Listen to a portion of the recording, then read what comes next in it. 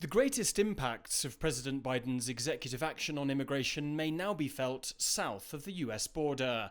Following Tuesday's announcement, one of Mexico City's longest-standing migrant shelters was abuzz with the news, as strategizing migrants attempted to separate facts from rumor. This makes things much more difficult, and people are saying they are going to suspend official asylum appointments too. I'm going to have to wait longer in Mexico, even though I don't want to. It's very dangerous here. Since the start of the year, the US has relied heavily on enhanced Mexican enforcement in stopping undocumented migrants from reaching the two countries' shared border. At his morning press conference, Mexico's president reasserted his support for Washington's migration policy. We are seeking an arrangement in which the US deports migrants directly from their territory. We treat migrants very well in Mexico, but why should we triangulate?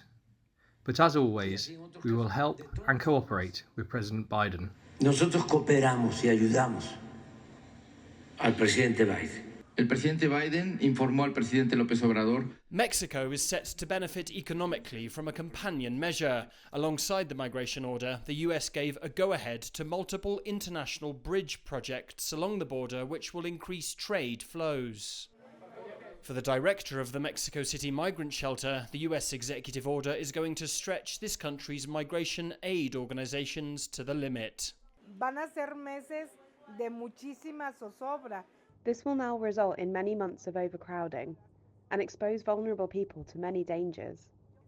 The order is a serious violation of human rights, and it's sad to see that the reasons behind it are entirely political. De una cuestión política. In Eagle Pass, Texas, which has received high volumes of undocumented migrants in recent years, local activists like Mike Garcia say these measures won't stop migration flows. As long as there's desperation, we're going to continue to have people. And how are they going to do it? They're going to do it using illegal means to get into the country, and they're going to be using the cartels to be able to come across. With the new rules set at the US-Mexico border, migrants in Mexico will now be working out how best to get around them. Alasdair, Baverstock, CGTN, Mexico City.